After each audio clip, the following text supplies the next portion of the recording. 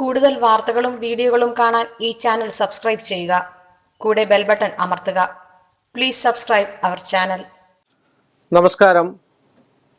എല്ലാ മാന്യ പ്രേക്ഷകർക്കും ജ്യോതിഷ വിശ്വാസികൾക്കും എന്നെ ഇഷ്ടപ്പെടുന്നവർക്കും നമ്മുടെ ഏഷ്യ ലൈവ് ടിവിയിലേക്ക് നിസ്സീമമായ സ്വാഗതം. ഇന്ന് വളരെ രസകരമായ ഒരു ചോദ്യമാണ്. രസകരമായിട്ടുള്ളൊരു ചോദ്യമല്ല. ഒരു വടക്ക് നിന്ന് കുറേ ദൂരം ഇവിടുന്ന് ഒരു 5-6 മണിക്കൂർ യാത്ര ചെയ്ത് പോകുന്ന ഒരു സ്ഥലത്തു നിന്ന് ഒരാൾ എൻ്റെ അടുക്കൽ ഇന്ന് വന്നു. ഇപ്പോൾ അദ്ദേഹത്തിൻ്റെ ഒരു കുടുംബക്ഷേത്രത്തിൽ പോയി. അപ്പം കുടുംബക്ഷേത്രത്തിൽ പോയി അദ്ദേഹം തൊഴുതിങ്ങനെ അകത്തെല്ലാം തൊഴുതു. എല്ലാം കഴിഞ്ഞതിന് ശേഷം അദ്ദേഹത്തിനൊരു സംശയം തോന്നി. അവിടെ 2 ഗണപതിയെ പ്രതിഷ്ഠിച്ചിട്ടുണ്ട്. ആ 2 ഗണപതിയെ പ്രതിഷ്ഠിച്ചിരിക്കുന്നത് 2 സ്വരൂപത്തിലാണ് പ്രതിഷ്ഠിച്ചിരിക്കുക. 2 വൈദഗ്ധ്യത്തോടു കൂടിയാണ് പ്രതിഷ്ഠിച്ചിരിക്കുന്നത്. അത്യുഗ്ര ശക്തിയുള്ള ഗണപതിയാണ്. അപ്പോൾ അദ്ദേഹം പലരും വന്ന് അവിടെ തൊഴുത് കണ്ട് എന്ന് സ്ഥിരമായിട്ട് വരുന്നൊരാൾ അവിടെ തൊഴുന്നു.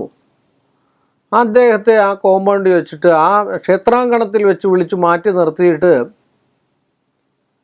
അദ്ദേഹം ചോദിച്ചു, ഇവിടുത്തെ ഏത് ഗണപതിക്കാണ് ശക്തി കൂടുതൽ? ഇതെന്താ 2 ഗണപതിയെ പ്രതിഷ്ഠിച്ചിരിക്കുന്നത്? പക്ഷെ എന്നും ആ ക്ഷേത്രത്തിൽ ചെന്ന് തൊഴുന്ന ആളാണ്. അദ്ദേഹം ഒരു മറുപടി കൊടുത്തു. സത്യത്തിൽ ഞാൻ എന്താ പറയേണ്ടതെന്ന് എനിക്കറിയാൻ മേലാതായിപ്പോയി. കാര്യം കന്യമൂലയ്ക്ക് 2 ഗണപതി ഇരിക്കുകയാണ്. അപ്പോൾ അദ്ദേഹത്തോട് പറഞ്ഞ് ഇവിടെ വരുന്ന ആളല്ല, ഞാനങ്ങ് വടക്കാണ്, ആ വടക്കൻ പ്രദേശത്തുള്ള ആളാണ്. അപ്പോൾ അവിടുന്ന് ഒരു 10-40 കിലോമീറ്റർ അടുത്തെങ്ങാണ്ടാണ് ഈ കുടുംബക്ഷേത്രവും.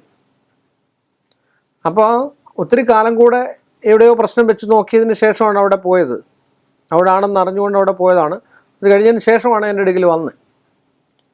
അപ്പോൾ അദ്ദേഹം പറഞ്ഞു, ഞാനിവിടെ വരുമ്പോഴൊക്കെ ചോദിച്ചത് മറ്റേ സ്ഥിരം അവിടെ തൊഴുന്ന ഒരാളോടാണ് ചോദിച്ചത്. അപ്പം ഞാനിവിടെ വരുമ്പോഴൊക്കെ 2 ഗണപതി ഉണ്ട്. ഞാൻ എന്ത് ചെയ്യുമെന്ന് അറിയാം, ഈ 2 ഗണപതി വിഗ്രഹത്തിൻ്റെയും നടുക്ക് നിന്നങ്ങ് തൊഴും. നടുക്ക് നിന്നങ്ങ് തൊഴുത് കഴിഞ്ഞാൽ 2 പേരുടെയും അനുഗ്രഹം എനിക്ക് കിട്ടും. എന്തൊരു കഷ്ടമാണെന്ന് പറ. നിങ്ങളൊന്ന് ആലോചിച്ച്, 2 ഗണപതിയെ പ്രതിഷ്ഠിച്ചിരിക്കുന്നതിൻ്റെ നടുക്ക് നിന്നങ്ങ് തൊഴും. തൊഴുത് കഴിയുമ്പോഴത്തേക്ക് ഗണപതി എല്ലാ അനുഗ്രഹവും തരുമെന്ന്. അപ്പോൾ ഇദ്ദേഹം ഇത്ര വിദ്യാഭ്യാസവും കാര്യങ്ങളൊക്കെ ഉള്ള ഒരാളാണ്. അദ്ദേഹം എൻ്റെ ഇടയ്ക്ക് വന്നിട്ട് പറയാതെ, സാറേ ഞങ്ങളവിടെ 2ാമത് കയറി ഞങ്ങൾ തൊഴുതു. ഞങ്ങളെ ഭാര്യ ഉണ്ടായിരുന്നു, കുട്ടികളുണ്ടായിരുന്നു, എല്ലാവരും. അപ്പം ആദ്യം അവർ ചെയ്യുന്ന 2 ഗണപതിക്കും വേണ്ടി തൊഴുതിട്ടാണ് പോകുന്നത്. അവർ 2 പേർക്കും പ്രദക്ഷിണവും വെച്ചു. ഈ ഒരു സംശയത്തിന് വേണ്ടി അദ്ദേഹം പറഞ്ഞതനുസരിച്ച് വീണ്ടും കയറി. ഇനി ഗണപതിക്ക് അഹിതം വരണ്ടായല്ലോ എന്ന് വിചാരിച്ച് കയറിയിട്ട് ഇവരും അതുപോലെ ചെയ്ത് ഈ 2 ഗണപതിയുടെ നടുക്ക് തൊഴുതിട്ട് പോകുന്നു, എല്ലാ അനുഗ്രഹത്തിനും വേണ്ടി. എൻ്റെ ഇടയ്ക്കൽ വന്നിട്ട് പറഞ്ഞു, ഞങ്ങൾക്ക് ആ ഗണപതിയുടെ അനുഗ്രഹം നന്നായിട്ട് കിട്ടിയിട്ടുണ്ട്. കാര്യം ഞങ്ങൾക്ക് ഇതുവരെ അറിയത്തില്ലായിരുന്നു, 2 ഗണപതിയുടെ നടുക്ക് നിന്ന് തൊഴുതു കഴിഞ്ഞാൽ 2 പേരുടെ അനുഗ്രഹം ഒരുപോലെ ഉണ്ടാകുമായിരിക്കാം, ഇല്ലെന്ന് ഞാൻ പറയുന്നില്ല. പക്ഷേ 2 സ്വരൂപത്തോടു കൂടിയിരിക്കുന്ന എന്നു പറയുന്ന ആൾക്കാർ വെച്ചാൽ അത്യുഗ്രമൂർത്തിയായിട്ട് അനുഗ്രഹകലകളോട് ചൊരിഞ്ഞ്, ഇപ്പം ഞാൻ പറയട്ടെ, ഇപ്പം എനിക്ക് എൻ്റെ ഒരു പ്രായത്തിൽ കാണുന്ന രീതിയല്ലായിരിക്കാം ഒരു 50 വയസ്സാകുമ്പം കാണുന്ന രീതി. എന്നെ 10 വയസ്സുള്ളപ്പം കാണുന്ന അതേ രീതിയല്ലായിരിക്കും ഈ ഒരു സമയത്ത്. എന്നുവെച്ചാൽ ഓരോ സമയഘട്ടത്തിൽ പ്രതിഷ്ഠിച്ചിരിക്കുന്നതായിട്ടുള്ള വിഗ്രഹമാണ്. അത്യുഗ്ര ശക്തിയുമുണ്ട്. ആ ശക്തി സ്രോതസ്സായ ഗണപതിയാണ്. എന്ത് വരവും കൊടുക്കും, എന്ത് വിഘ്നങ്ങളും മാറ്റി കൊടുക്കുന്നതാണ്. പിന്നെ ഞാൻ കൂടുതലൊന്നും ചോദിക്കാനും പോലും, ഇനി ബാലാലയത്തിൽ ഇരുത്തിയേക്കുവാണോ അല്ലെ വേറെ എന്തെങ്കിലും വിഗ്രഹം മാറ്റി എന്താണെന്ന് എനിക്കറിയത്തില്ല. പക്ഷെ വടക്കൻ പ്രദേശത്തുള്ള, അപ്പോൾ അദ്ദേഹത്തിൻ്റെ ഭാഷയും എൻ്റെ ഭാഷയുമായിട്ട് വ്യത്യാസമുണ്ട്. ആദ്യം എനിക്കൊരു ഇത് തോന്നി, എന്താണ് ഈ പറയുക എന്നുള്ളത്. 2 ഗണപതിയുടെ നടുക്ക് നിന്ന് തൊഴുതു കഴിഞ്ഞാൽ എന്ന് പറയുന്നത്. അപ്പോൾ അത്യുഗ്രൻ ശക്തിയുള്ള ഒരു ഗണപതിയാണത്. അതും പറയുന്നുണ്ട് അവർ. അതുകൊണ്ടാണ് ഞാൻ ഇത്രയും പറഞ്ഞത്, അത്യുഗ്ര ശക്തിയുള്ളതാണ്. അപ്പോൾ അതുകൊണ്ടാണല്ലോ രണ്ടാമത് അവർ കയറി. ആദ്യം ശരിക്ക് തൊഴുതു. ഞാൻ പറഞ്ഞത്, എൻ്റെ പൊന്നു സാറേ, 2 പ്രതിഷ്ഠയുണ്ടെങ്കിൽ 2 പ്രതിഷ്ഠയുടെ മുമ്പിലും തൊഴുതു വലം വെക്കുന്നതാണ് സാധാരണ ഉത്തമം. അപ്പോൾ എന്നോട് പറഞ്ഞു, സാറേ അതൊന്നുമല്ല കാര്യം, ഞാൻ കൃത്യമായിട്ട് പുള്ളി എന്നും അവിടെ തൊഴുന്ന ആളാണ്. ഇതൊക്കെയാണ് പ്രശ്നങ്ങൾ വരിക. അപ്പം നമ്മളവിടെ അത് ഞാൻ ഉദ്ദേശിച്ചത് എന്താണെന്ന് ചോദിച്ചാൽ, അവിടെ നമ്മൾ എഴുതി വെക്കണം 2 ഇന്ന ബാലഗണപതിയാണ് ബാലഗണപതി, അല്ലെങ്കിൽ ഉച്ഛിഷ്ട ഗണപതിയാണ് ഉച്ഛിഷ്ട ഗണപതി. ഉച്ഛിഷ്ട ഗണപതി ഉള്ളിൽ പ്രതിഷ്ഠിക്കുമെന്ന് എനിക്കറിയില്ല, എങ്കിൽ തന്നെ ചില ക്ഷേത്രങ്ങളിൽ ഉണ്ടാവാം. പക്ഷേ അങ്ങനെയൊക്കെയുള്ള ഏത് മഹാഗണപതിയാണെങ്കിൽ മഹാഗണപതി, സാത്വികമാണെങ്കിൽ അങ്ങനെ. അപ്പോൾ അത് നമ്മൾ എഴുതി വെച്ചെങ്കിൽ മാത്രമേ ആൾക്കാർക്ക് അത് അറിയത്തുള്ളൂ.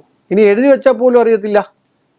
ഇത് അദ്ദേഹം വിചാരിച്ച് 2 ഗണപതിയുടെ ശക്തി ഒന്നിച്ച് ഇങ്ങോട്ട് വരിക, ഈ 2 ആറൊക്കെ ഒഴുകി വന്നിട്ട് ഒരിടത്ത് സംഗമിക്കത്തില്ലേ എന്ന് പറഞ്ഞാൽ അവിടെ നിന്നും ആയിരിക്കും ഈ അനുഗ്രഹം കിട്ടുന്നതെന്ന് വിചാരിച്ച് രണ്ടാമത് കയറി തൊഴുത ആളുണ്ട് എന്ന്. അപ്പോൾ അതാണ് ചില ക്ഷേത്രങ്ങളിലൊക്കെ ചെന്ന് കഴിഞ്ഞ് കഴിഞ്ഞാൽ നമുക്കറിയില്ല എങ്ങനെയാണത് ചിലപ്പം തൊഴേണ്ടത്. അപ്പം അവരോട്, അല്ലെങ്കിൽ അവിടെ കമ്മിറ്റിയിലുള്ളവരോട്, അവരോട് നമ്മൾ ചോദിച്ച് മനസ്സിലാക്കി ആ ഒരു അവസ്ഥാന്തരത്തിൽ നമ്മൾ തൊഴണം. പക്ഷെ വിശ്വാസമാണ് എല്ലാം, അറിവില്ലായ്മ കൊണ്ട് പുള്ളി അത് ചെയ്തതാണ്.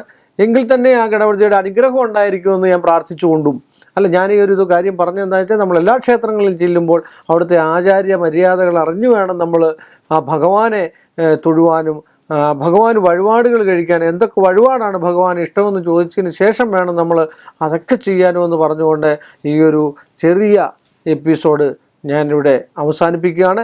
വീണ്ടും മറ്റൊരു വിഷയവുമായി നിങ്ങളുടെ മുമ്പിൽ വരുന്നത് വരെ എൻ്റെ നിസ്സീമമായ നന്ദിയും കടപ്പാടും. കൂടുതൽ വാർത്തകളും വീഡിയോകളും കാണാൻ ഈ ചാനൽ സബ്സ്ക്രൈബ് ചെയ്യുക. കൂടെ ബെൽ ബട്ടൺ അമർത്തുക. Please subscribe our channel.